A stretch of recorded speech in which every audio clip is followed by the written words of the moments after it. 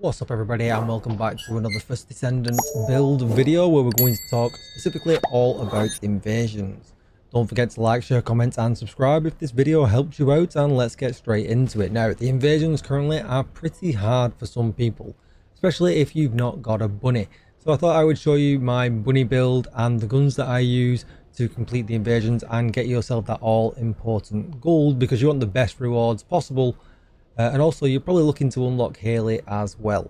So let's get straight into it. So for this build, you're definitely going to need a bunny. Obviously it can be regular bunny or it can be ultimate bunny. You'll have a little bit of an easier time with ultimate bunny because she has higher defense stats just as a base. But you're also going to need an enduring legacy to make this really easy towards the end. And when I say easy, I'll throw a clip up on the screen now where you can see that basically use the enduring legacy during that very short section of time that you have with the yellow bar that's going down to kill the boss in one phase. Pretty much how it stands at the moment. You've got to get to the end and you've got to do the final boss in one phase, otherwise you're looking at a silver. So the enduring legacy is definitely the gun to do this, and I'll go over everything that I'm using now, and I'm going to do it fairly quickly because I will do a separate, I have already got an enduring legacy video that's separate if you want to check that out on my channel, but I'm also going to do an updated bunny build because I've kind of come to the point now where I have posted a bunny build previously, and I kind of feel like I'm at a nice point now where all the content that I want to do is pretty easy and I've got the right mods in the right places.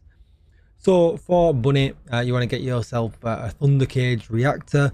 This one isn't great for me because obviously, as you can see, it's not a double tick, but it's got skill cost and skill cooldown is really nice. But you can go for skill critical hit damage and things like that as well if you wanted to. It is definitely something that I need to farm. It's just not been available for me to farm. And bunny's so powerful anyway, it's pretty crazy. I think I actually got the wrong reactor in here. Yeah, this is the one that I should be using. How has that happened? So I've got one here for bossing, which is additional against Colossus, which we wouldn't use for this one. Again with that one as well. But for this one, I'm going to use skill cooldown and electric skill boost ratio. But any kind of cooldown, duration, skill damage is where you really want to be at with this. So what I'm going to do, I'm going to go into my presets because otherwise I'll forget. Make sure that changed up there. Alright, cool. Then we're going to go with the annihilation set, just because we lose HP a lot as bunny. We're in the forefront of the action. We get a skill duration. It just works out really nice. Go for max HP here if you can. Max MP here is nice. Defense here is nice. And max shield here is nice, but shield's not terribly important, but anything is better than nothing. Thunder cage, that is what I've got currently rolled on it. If you wanted to see the mods, I'm not going to go through the mods on the thunder cage. We'll be here all day, but you can pause the video or take a screenshot for what I run. I don't use this too much anyway, just for kind of when you get the towers, we'll use it for shooting the towers and things like that. But that's the one that we're going to run. And then when we get to the boss, this is what we're going to run here. Very similar mods anyway. We've got action and reaction and rifle reinforcement, better concentration and better insight. We're going to expand the magazine for the LMG as well. Edging shot. We've got weak point sight, concentration, priority, sharp, precision shot. And we've also got fire rate up. And that's basically going to be your boss killing gun when you get to the end of the dungeon. If you want to see what mods that I was using for bunny, this is what I use. I think high voltage is a win-win here. It can get pretty ropey. There's a lot more enemies in these dungeons in a much more confined space because you're doing an activity there. So I think it's definitely worth using high voltage because 9 times out of 10, it just one-shots the enemies. There may be a bit of the tankier ones, the more of the elite style ones that'll take 2 hits. But again, it can get fairly cramped and fairly tricky. And we don't really want to go too much into defense, because then when we're going into defense, we're taking away damage, which then means that it then takes longer, and the idea is to get this done in gold and get this done quick. So if we can delete enemies the minute they spawn, that is going to be the best case scenario. And it's the same when it comes to the boss. If we can delete the boss fairly quickly without giving him a chance to put out too much damage, then that's going to be a huge win-win. So we've got high voltage. Then long distance maneuvering, but you can use whichever sub slot here that you like. We're going to run front lines for skill critical hit chance and skill critical hit damage.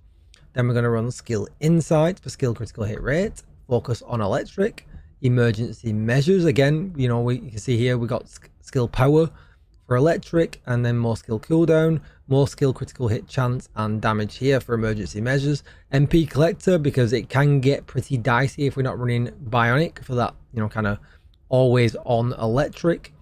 Maximize range, because again, if they get close to you, you risk more damage, so we get as much range in there as we possibly can. Then we've got some defense here and some extra skill power. Spear and shield is just an excellent mod all around. I really like it.